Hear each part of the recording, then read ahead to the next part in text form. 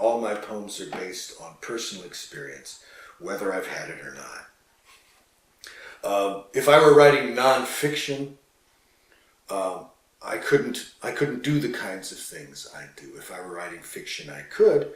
But it seems to me that in poetry, the last thing in the world one needs to serve is facts. The poem is after some way of examining what might be true about existence.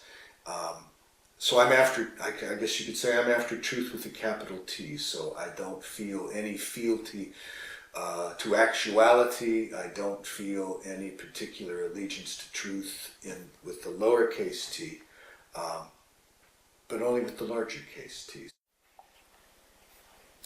This is a poem called Moonlight, Chickens on the Road. It's about a collision between a family automobile and a truckload of chickens in the Ozarks, which is a very hilly, almost mountainous part of the state of Missouri in the central U.S. Moonlight, chickens on the road. Called out of dream by the pitch and screech, I awoke to see my mother's hair set free of its pin curls, springing out into the still and hurtling air above the front seat, and just as suddenly gone. The space around us twisted, and in the instant before the crash, I heard the bubbling of the chickens, that homely racket they make at all speeds, signifying calm, resignation, oblivion. And I listened. All through the slash and clatter, the rake of steel, shatter of glass, I listened, and what came was a blizzard moan in the wind, a wail of wreckage, severed hoses and lives, a storm of loose feathers, and in the final whirl approximating calm, the cluck and fracas of the birds. I crawled on hands and knees where a window should have been, and rose uneven in November dusk. Wind blew a snow of down, and rows of it quivered along the shoulder. One thin stream of blood oozed, flocked in feathers. This was in the Ozarks, on a road curving miles around Missouri, and as far as I could see, no light flickered through the timber. No mailbox leaned the flag of itself toward pavement. No cars seemed ever likely to come along. So I walked, circled the darkening disaster my life had come to, and cried. I cried for my family there, knotted in the snarl of metal and glass, for the farmer looking dead, half in and half out of his windshield, and for myself, ambling barefoot through the jeweled debris, glass slitting little blood stars in my soles, my arm hung loose at the elbow and whispering its prophecies of pain. Around and around the tilted car and the steaming truck, around the heap of exploded crates, the smears and small hunks of chicken and straw, through an hour of loneliness and fear I walked in the almost black of Ozark night, the moon just now burning into Missouri. Behind me, the chickens followed my lead, some fully upright, pecking the dim pavement for suet or seed, some half hobbled by their wounds, worthless wings fluttering in the effort. The faintest light turned their feathers phosphorescent, and as I watched, they came on, as though they believed me some savior, some highwayman or commando come to save them the last night of their clucking lives. This, they must have believed, was the end they'd always heard of. This, the rendering more efficient than the axe, the execution more anonymous than a ringing arm. I walked on, no longer crying, and soon the amiable and distracted chattering came again, a sound like chuckling or the backward suck of hard laughter. And we walked to the cadence their clucking called, a small boy towing a cloud around a scene of death, coming round and round like a dream or a mountain road, like a pin curl like pulse, like life.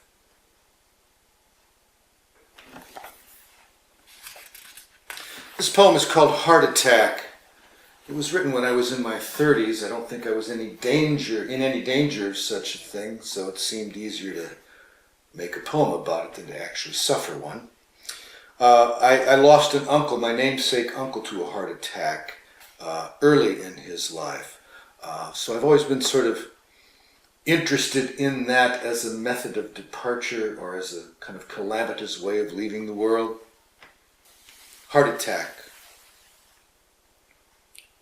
Throwing his small blonde son into the air, he begins to feel it, a slow motion quivering, some part broken loose and throbbing with its own pulse, like the cock's involuntary leaping toward whatever shadow looms in front. It is below his left shoulder blade, a blip regular as radar, and he thinks of wings and flight, his son's straight soar and fall out of and into his high-held hands. He is amused by the quick change on the boy's little face, from the joy of release and catch to the near terror at apex. It is the same with every throw, and every throw comes without his knowing, nor his son's. Again and again the rise and fall like breathing, again the joy and fear, squeal and laughter, until the world becomes a swarm of shapes around him, and his arms go leaden and prickled, and he knows the sound is no longer laughter, but wheezing, knows he holds his son in his arms, and has not let him fly upward for many long moments now.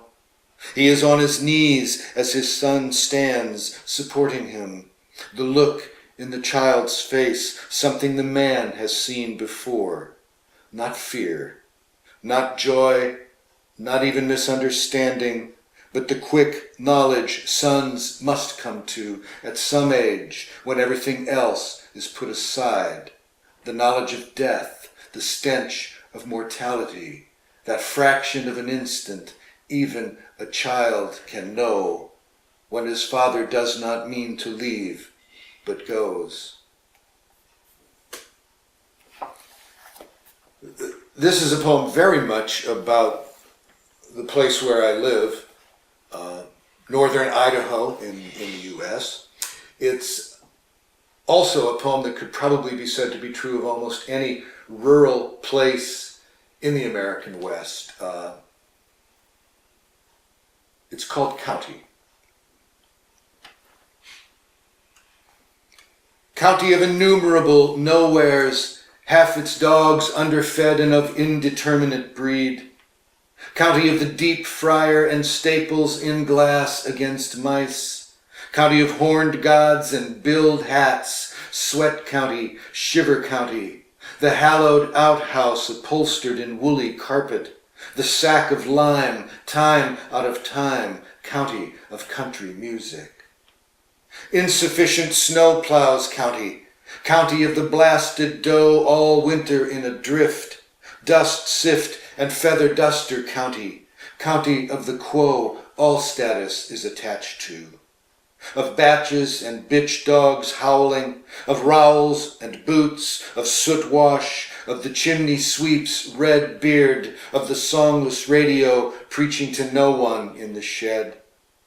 County of the deadly road, of the shote pig roasted in a pit, county of molasses, hobo coffee, and sugarless soft drink, county of the methamphetamine picture window, of the padlock and massive hasp, county of tools and dewormers, curry comb and salt block, black pepper gravy, red-eye venison, blood sausage, county of Bud Light girl posters, Treble Hook County, Chum County, bear-baked and dead wolf county, county of the coyote pelt nailed to the barn door, bruised woman county, of men missing one or more fingers, single finger wave county.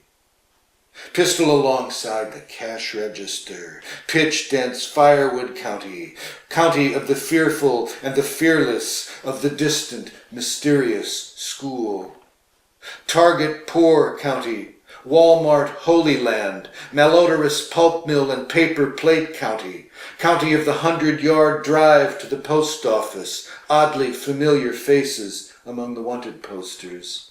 4-hour drive from the county seat county, unadopted highway, county of no return. County of August, always somewhere burning. Beer can bejeweled barrow pit county, hardly one bullet unpunctuated county, roadside county, county of the ATV and the ancient Indian trail into the high mountains. Get your bull or buck county. On the way to somewhere else, do-si-do, 100 frozen casseroles after the funeral, go to heaven county, blister and blister rust county, Yahweh trailer house county, unassisted living, county of the gospels and the penthouse under the bed, county of tenderness and terror, of almost universal skepticism, Jesus country county, county of the cell tower stipend, everywhere and anywhere, boneyard county, county a day's drive from the end of the open road, soft shell Baptist county, Pentecostal pancake county, county of illusions and hard facts, rock and broken shock, rock and roll '06 save your shell casing, county of the not quite breathtaking vista, of the for sale sign, of Timothy and Brome, spring and autumn slaughter county, meat county, home. This poem is called Mouth.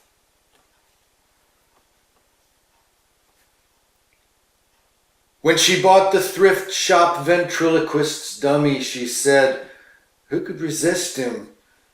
And it was true, a little man who'd sit on your lap and say the things your lips should not. And they were expensive, these things, custom made, she believed, though that was what at last began to bother her about him.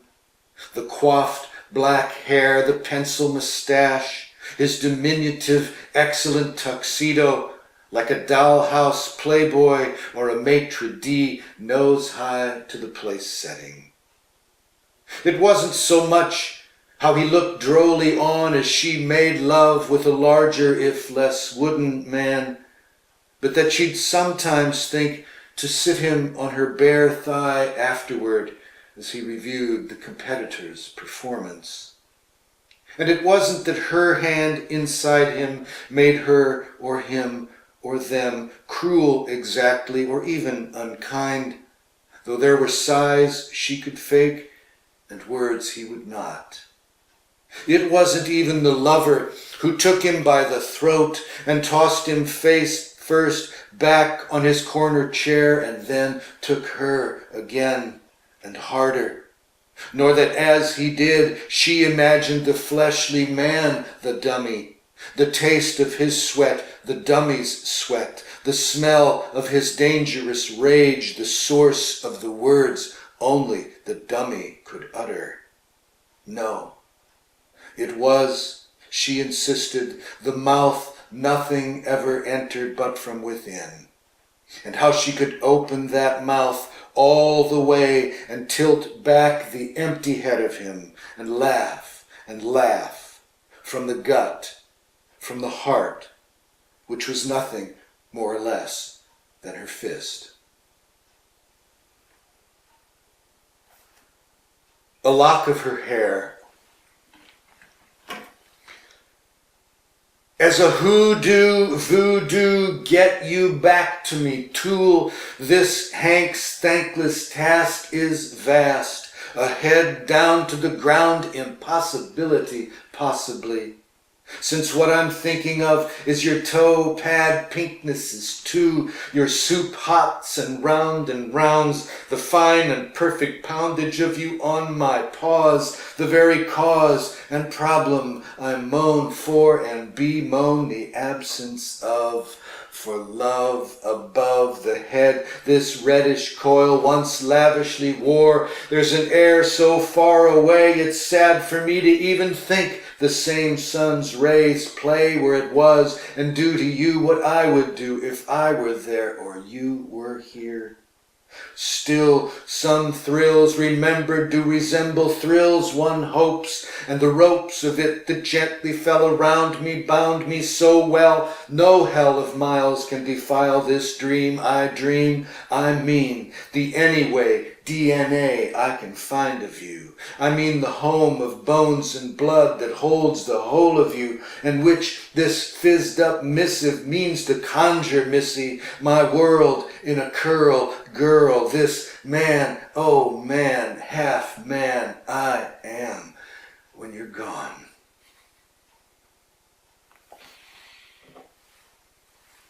That's great. I love to read that, man. Yeah. It's as close as I'll probably ever get to